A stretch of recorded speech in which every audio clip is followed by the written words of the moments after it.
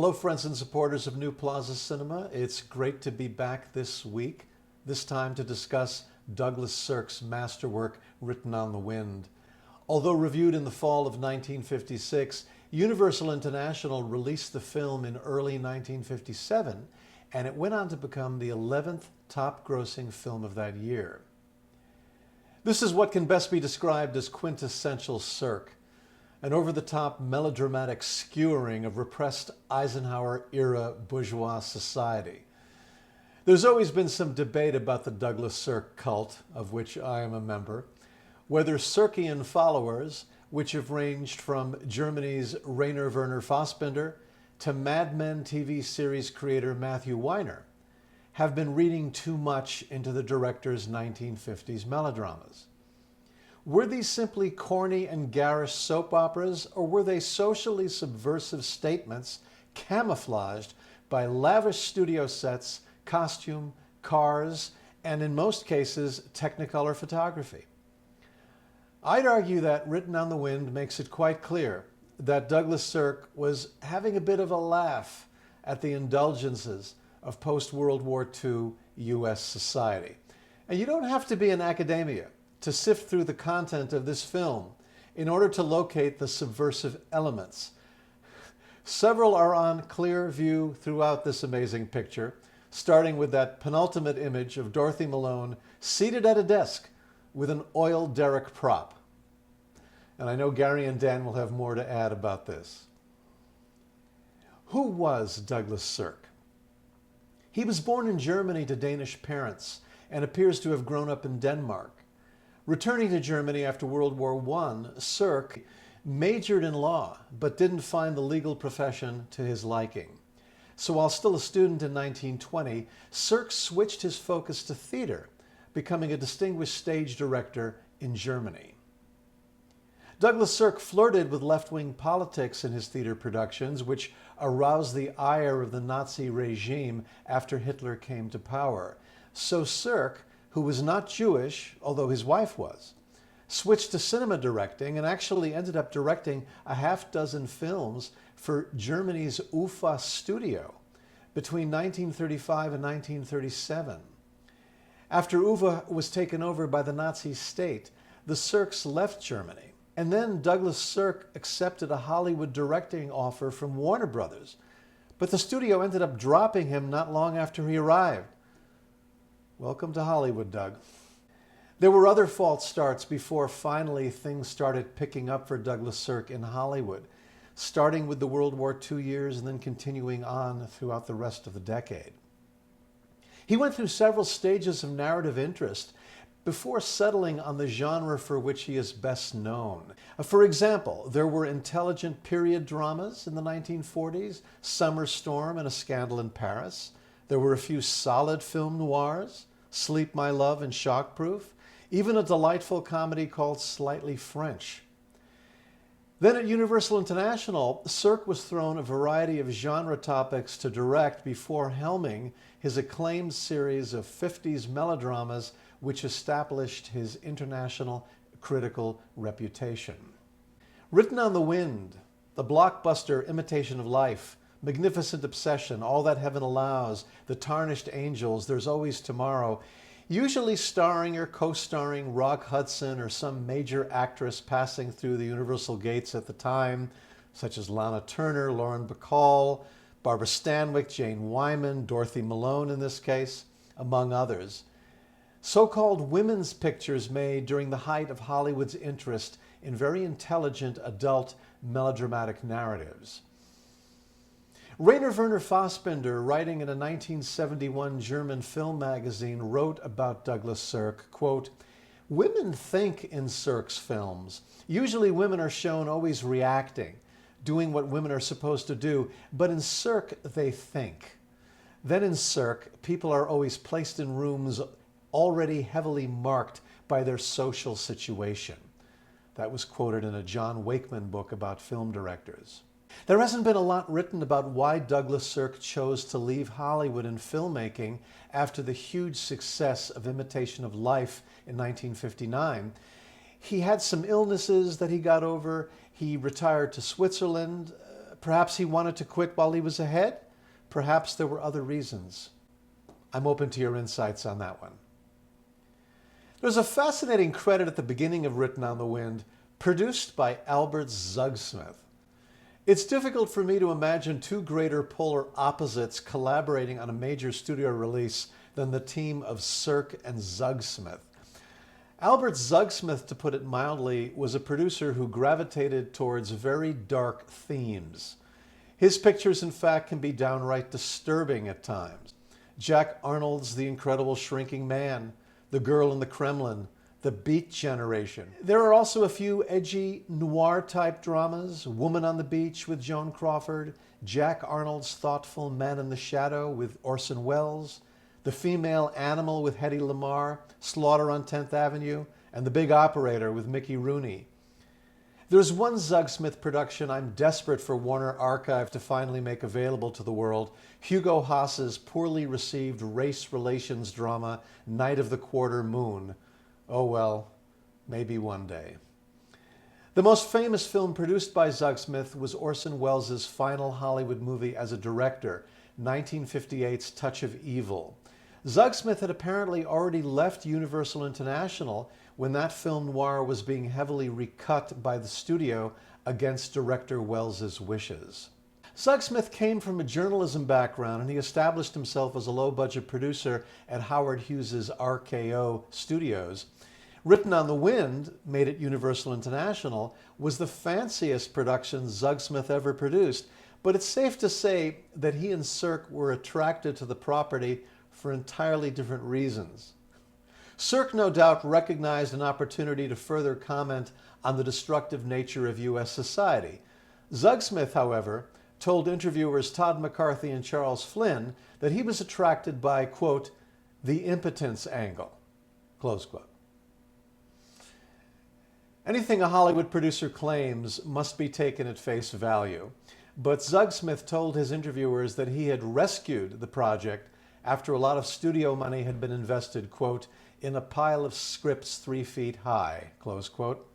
Zugsmith claimed he didn't read any of the previous drafts for Written on the Wind, but commissioned screenwriter George Zuckerman to draft a new one, and claimed to work closely with Zuckerman on that script, and that, quote, we shot practically the first draft screenplay, it was that good. Well, who knows? The fact remains that when Albert Zugsmith made the foolhardy decision to become a director, the results were fairly dreadful and destined purely for exploitation cinemas. Titles such as The Private Lives of Adam and Eve, Sex Kittens Go to College, Confessions of an Opium Eater, Movie Star or LSD I Hate You, and a few other unsavory 1960s entries. Without having access to any of the shooting scripts for Written on the Wind, I think I can safely say that Douglas Sirk is the true genius behind the film. He's naturally aided by Rock Hudson, Lauren Bacall, Robert Stack, and Dorothy Malone, particularly when Dorothy's dancing the cha-cha while long-suffering father makes a fatal attempt to climb the grand staircase.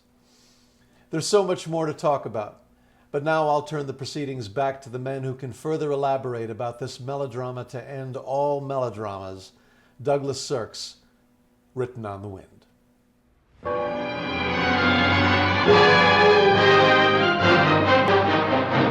I'll have you. Marriage or no marriage?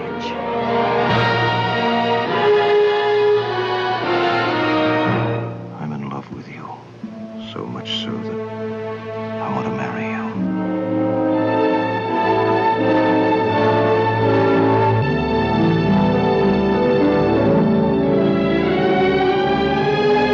Universal International presents Rock Hudson as Mitch Wayne, who owed everything to the oil-rich Hadleys. Lauren Bacall, who had married Kyle Hadley too soon. Robert Stack as headstrong Kyle Hadley. Dorothy Malone as Kyle's sister. In a tense, frank drama woven of the raw realism of life itself. I didn't take her to the motel. She took me. Your daughter's a tramp, mister. If that ain't plain enough for you, I can put it... As long as he could remember, Mitch, the outsider, the friend, had lent his strength to the Hadleys. To Kyle, too rich, too charming, tortured by a secret that made him lash out at all he loved. To Mary Lee, tormented by longings too strong to control.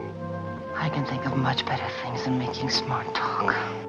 To Lucy, whom Mitch loved in silence because she was Kyle's wife. I respect my marriage. Haven't I? Can she have children? There's nothing wrong with Lucy. You've never cared about me. Or your wife.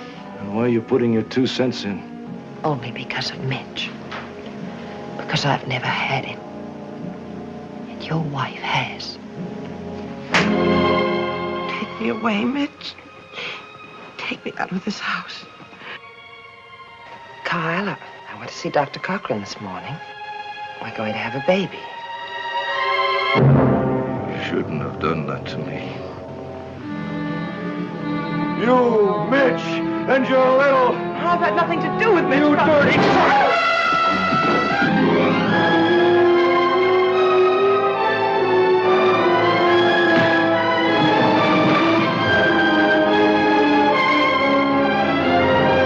Get out before I kill you!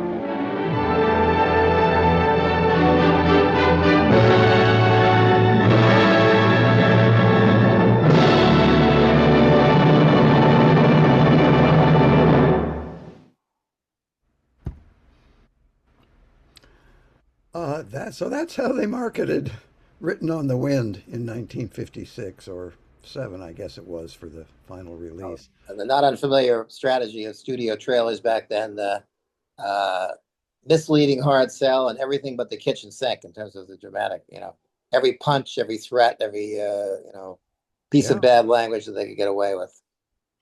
It's a different film, as we know. The first slide I have captured is from the wonderful dramatic representation of how a powerful oil man should consume liquor from the bottle while driving at top speed. This is Robert Stack in actually what is, I think, one of his better performances in his career. This is the car in question, which I did a little Google research. It is an Allard, spelled A-L-L-A-R-D, Roadster, J2X3144, for those of you who are interested in this sort of thing. I don't know why I've got an extra image here. It was not intended. All right, let's move on.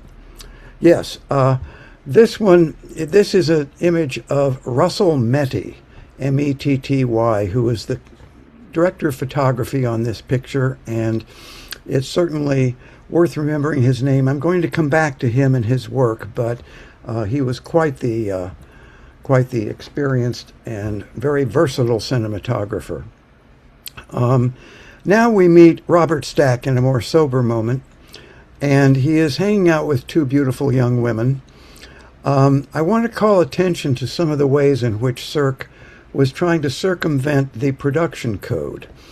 And if you remember this scene, and this is just a still frame, but the young woman on the right is doing some sort of oral activity with the skewer. I will leave it at that, but it is undoubtedly a sexual reference if you're looking for that sort of thing, which I was when I saw the film. Cirque does wonderful things with the compositions in his shots. In particular, how he will have a tableau of actors displayed in a way that reflects their relationship in the story. And there is an immediate love triangle forming here, with Robert Stack in the background as one of the points on the triangle, and Rock Hudson and Lauren Bacall, who are just getting to know each other in the foreground. Here is another triangulation, and I want to say, I don't think Douglas Sirk ever saw a mirror that he didn't fall in love with. There are in abundance in this film, very cleverly used. And here, once again, we see an obstruction of Hudson getting in the way of the burgeoning relationship between Bacall and Stack. A nice reveal here of the fact that Robert Stack sleeps with a pistol under his pillow. I just enjoyed the low, very low, subdued lighting here, and the reveal when his new bride pulls him aside on the pillow. This is one of a series of shots. This actor on the right is now I'm stuck on his name. He's the father of Brian Keith.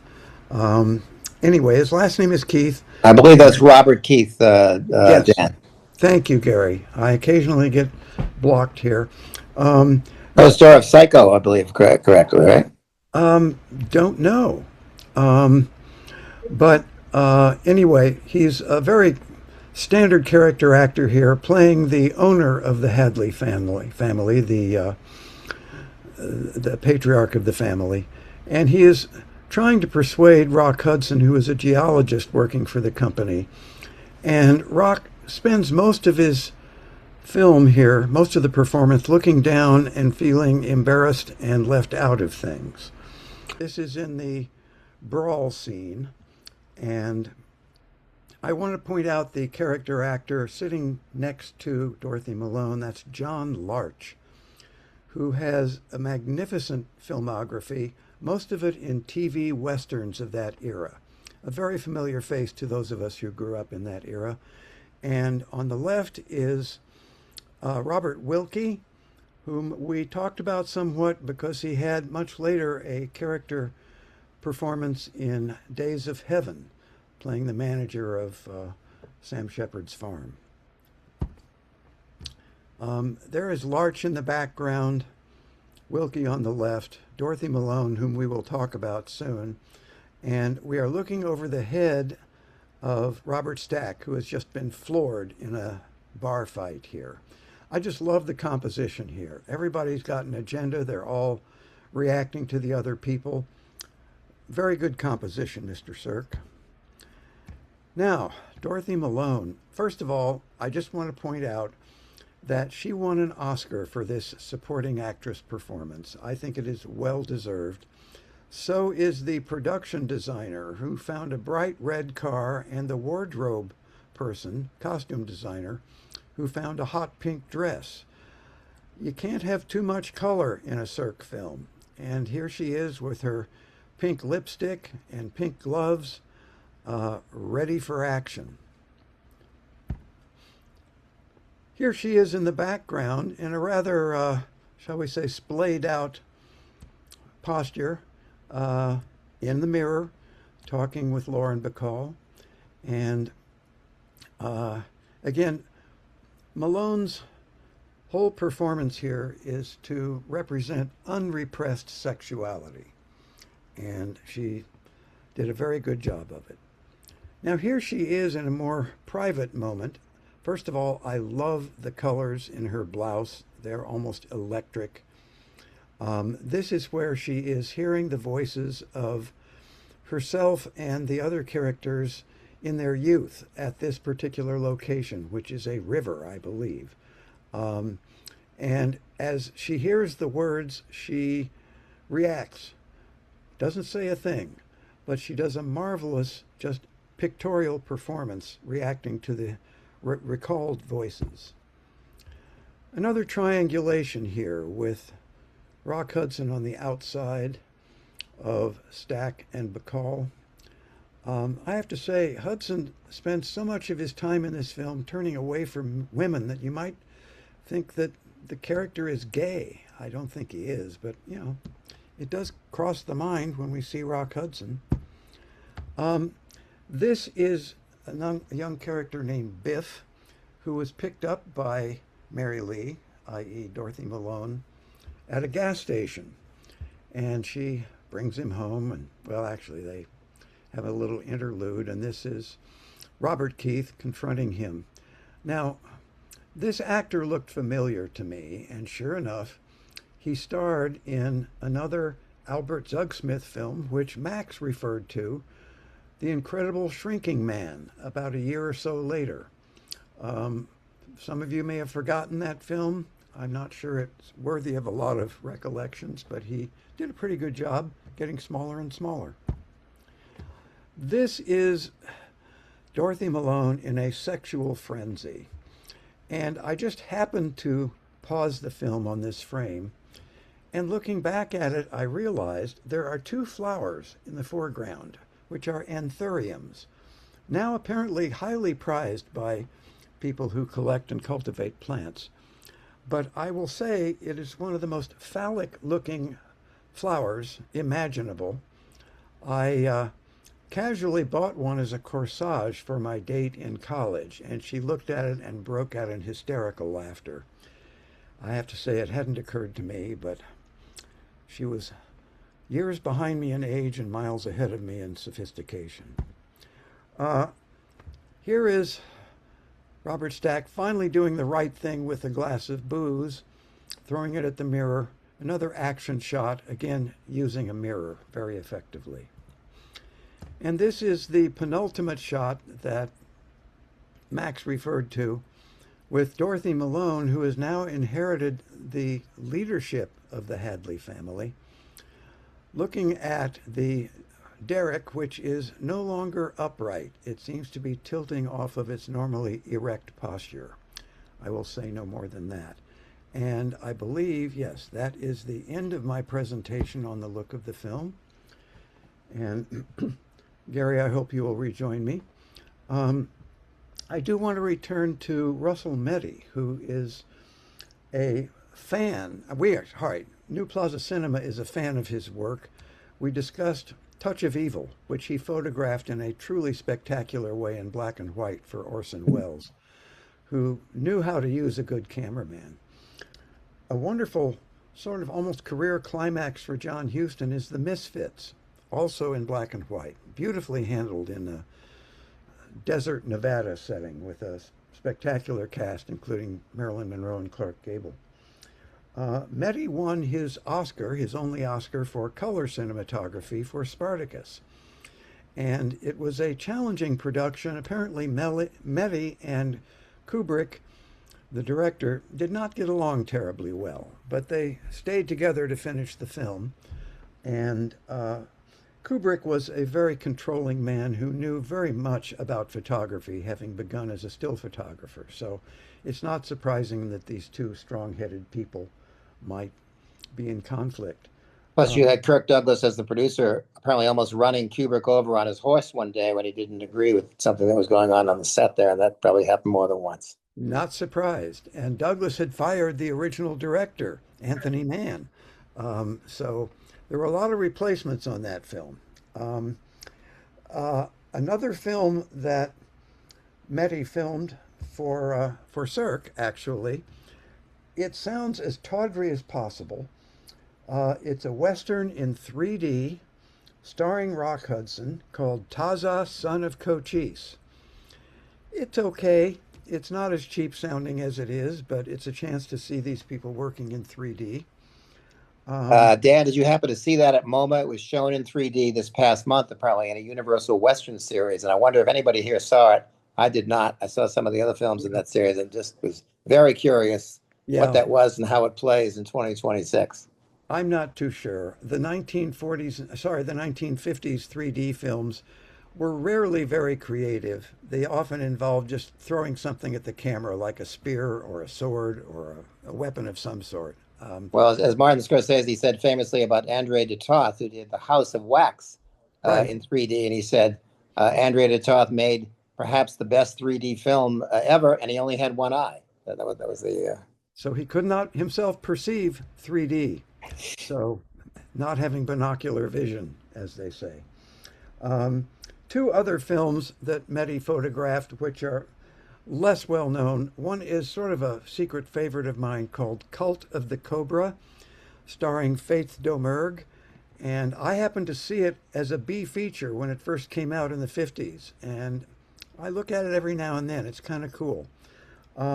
Plus, the film noir that has my vote as the best, most lurid title of any film noir, I love it, Kiss the Blood Off My Hands, which is actually a pretty good film. Burt Lancaster and Joan Fontaine are the leads, and it holds up over time, as does the title. I don't know. I think we could maybe bring in some people using that as a screen film.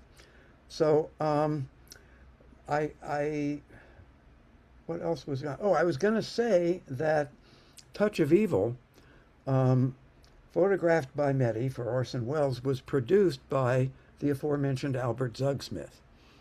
And it's worth noting the yellow sports car. I don't think I mentioned this when I had the shot of it up on screen. That car belonged to Albert Zugsmith. And what's revealing is in that photo of the car seen from the rear, you can see there is a period California license plate on the back of the car. Not Texas, but it's black with yellow lettering on it, which was the standard California plate in that time, I believe. So anyway, somebody once uncovered that car and found it with some traces of yellow paint that had been put on it. So somebody is a proud owner of that amazing looking car. But enough about cars. So that's it for the look of the film. Any other thoughts you want to bring up? Well, here? I think, there's a lot of stuff running through my head watching this again. It's a really rich film to revisit. I would say two things in particular, and we all have this reaction now. Since the mid '80s, we learned about Rock Hudson. Those of us who didn't know about it or suspected his life and his very closeted homosexuality for most of his life, and now it's very difficult to watch a Rock Hudson film, particularly these Cirque movies, which deal with usually such heavy dramatic material. That quartet that I'll just mention once again: All That Heaven Allows, Written on the Wind, Tarnished Angels, and the one that he's not in called Imitation of Life. Those are kind of the big four to me. But every time we see him, certain expressions on his face, certain reactions, certain lines of dialogue, certain nuances of his relationship with the female characters, there's inevitably, if you see a picture like this in the theater, there's going to be some laughter. There's going to be some unintentional interpretations of things, and it's very sad in some ways. It's kind of tragic that this was something that he obviously carried with him for decades, and now we see it in this way in a combination of comedy, tragic comedy, and just basic sadness of this man's life. And apparently he and Douglas Sirk, who made, I think, 7 or 8 pictures together over the course of their career, had a very close personal relationship, almost kind of a father-son relationship. And Sirk had a tragedy where his son, from his first wife, during the period he worked in Germany in theater and in film, became a young Nazi, went into the army, was killed on the Russian front, a catastrophic number of casualties in that area of the war. So somehow he and Rock Hudson connected in the early 50s for some of these lower budget pictures like Taza, Son of Cochise, that you mentioned, and developed a very close relationship. And it's almost like we see Hudson almost kind of standing in for Sirk with some of this very heavy dramatic material, taking the brunt of it, taking the fall, being somehow a stand-in for, almost like we see Robert De Niro doing for Martin Scorsese, or Elliot Gould for Robert Altman, or Al Pacino for Coppola. That Hudson is Sirk's surrogate in some ways, and then some of the female characters too, in each in their own way, like Dorothy Malone or Sandra Dee in Imitation of Life.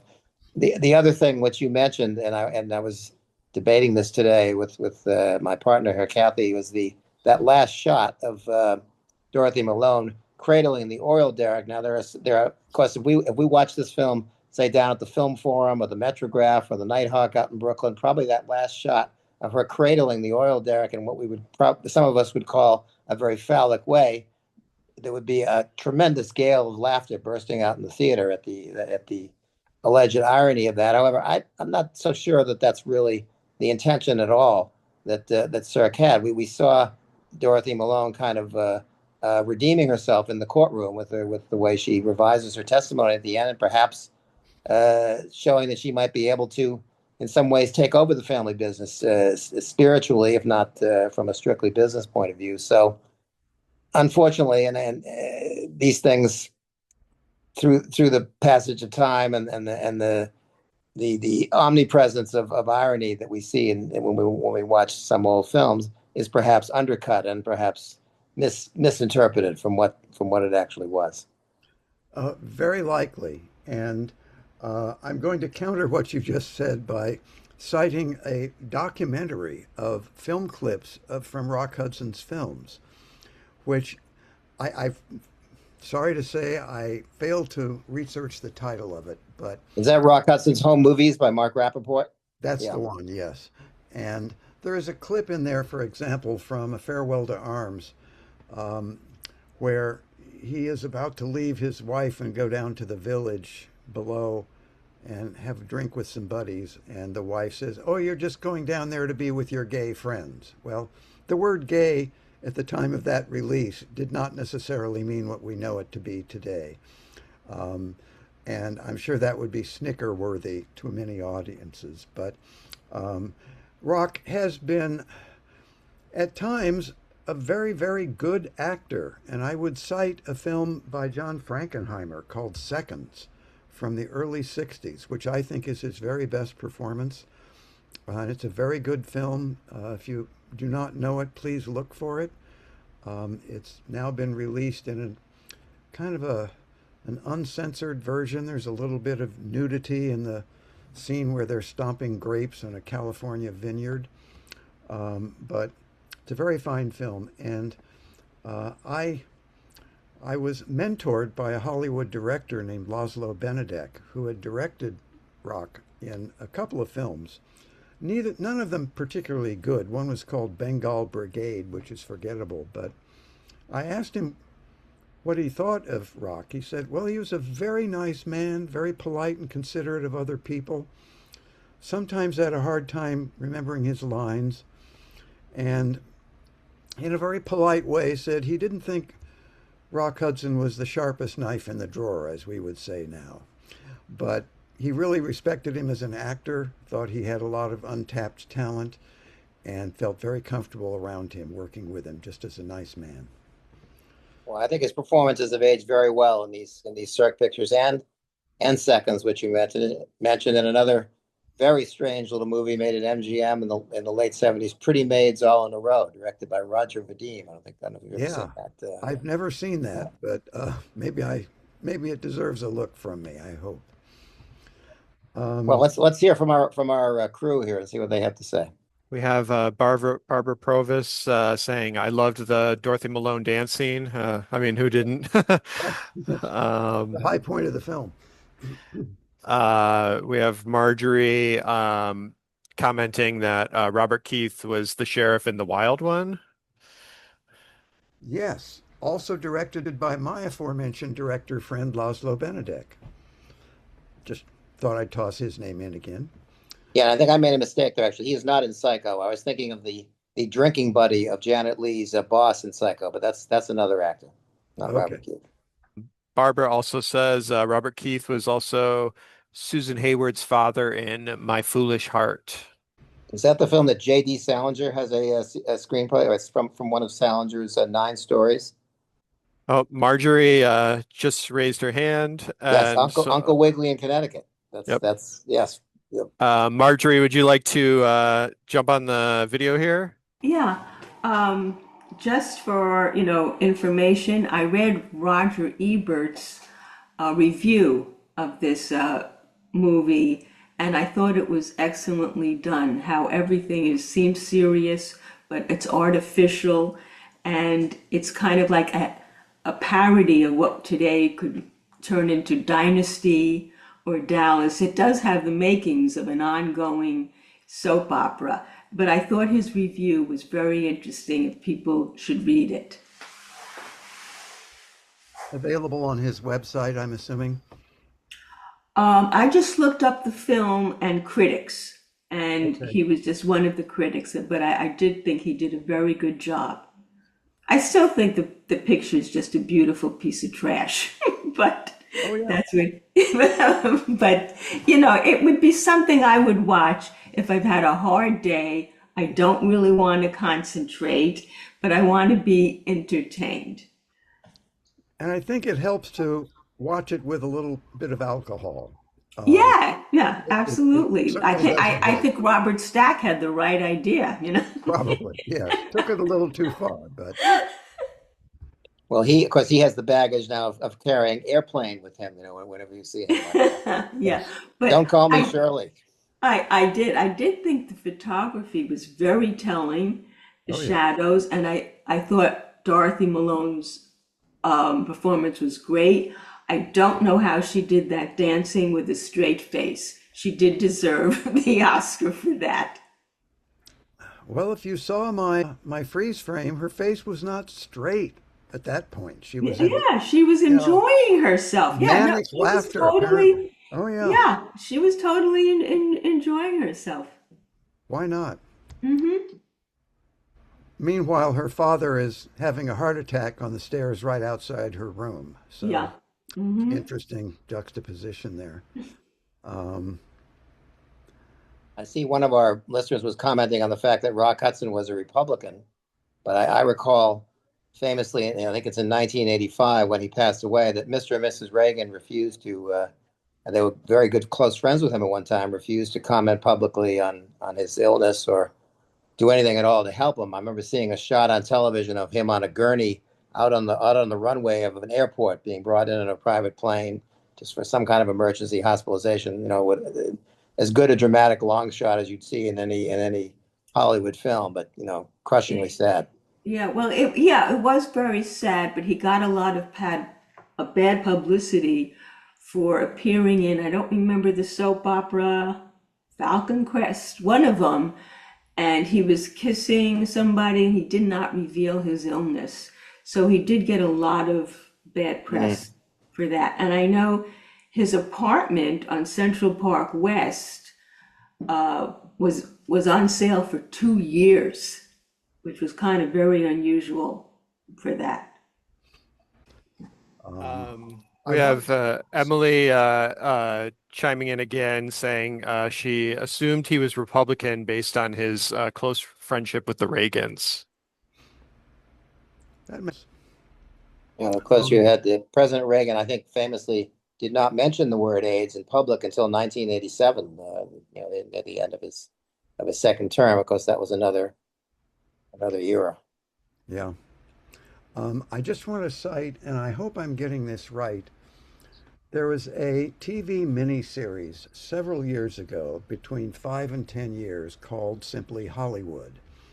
And in it, there was a character named Roy Fitzgerald, which was the birth name of Rock Hudson. I do not know who played him, but it had a lot to deal with Rock breaking into the movies and getting his new name and being a character in this not bad series.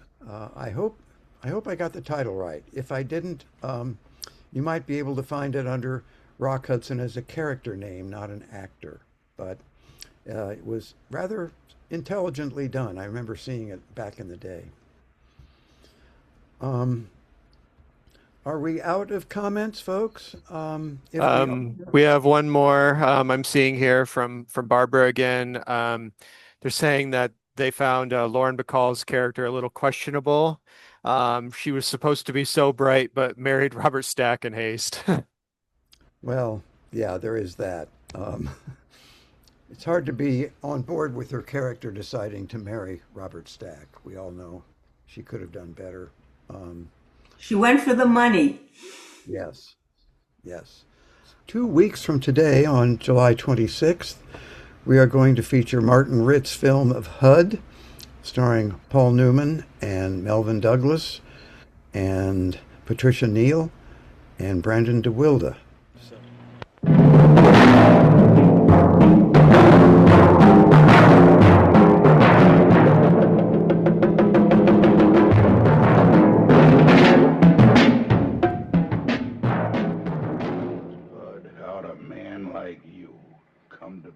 Son to me.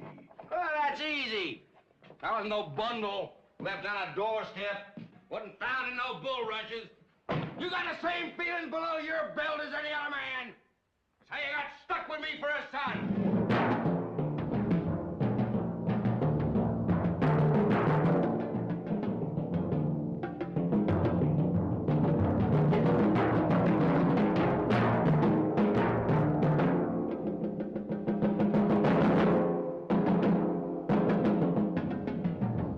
you're sour on me, not that I give a damn. You don't care about people, Hud. You don't give a damn about them. Granddad? You live just for yourself.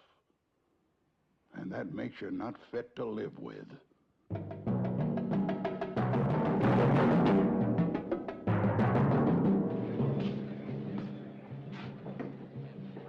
Hi.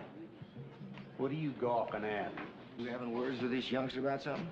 I'm about to put him into the hospital. Is that so? Why, has he been bothering you or something? No, he ain't bothering me. It's her he's bothering. Well, you didn't offer him a little encouragement by any chance, did you, young lady? No. That's funny. I was sitting all the way over there, and I got a little encouraged. Must be the way you move around inside that dress. All right, smart guy. I'll take you instead. Oh, I don't want to be hoggish. Lon, you want a piece of him? Well,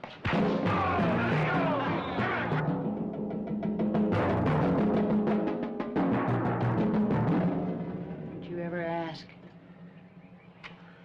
Well, the only question I ever ask any woman is, what time is your husband coming home? I'd say I've been asked with a little more finesse in my time. I'll bring you a 2-pound box of candy and maybe a bottle of perfume from the drugstore. Oh, thanks. I've done my time with one cold-blooded bastard. I'm not looking for another. It's too late, honey. You already found him.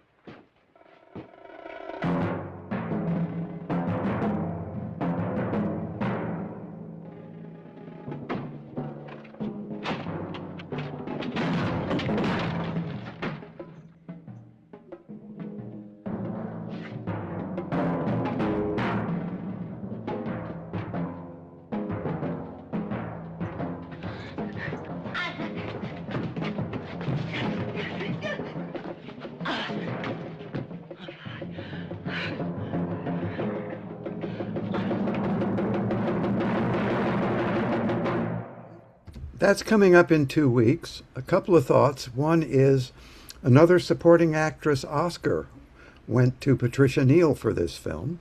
That's certainly a good, more matter-of-fact trailer.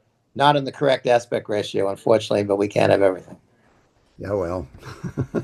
Oscar winner for Best Cinematography, too, as we'll see. Yes, indeed. And nominees for all the actors. But yes, James Wong Howe finally got an Oscar for this in black and white. Awarded to him by Jerry Lewis at the Academy Awards. You can see that clip on YouTube. Yeah, not exactly appropriate, but whatever. Although the same year, Jerry made The Nutty Professor, which was a visually sophisticated film in its own right. Correct? Okay. All right, so I guess that's it. It's almost 5 o'clock, and we thank you all for joining us, and we'll see you again in 2 weeks. We're still getting warmed up here. We got 3 more excellent films to come this summer. Stay tuned, folks.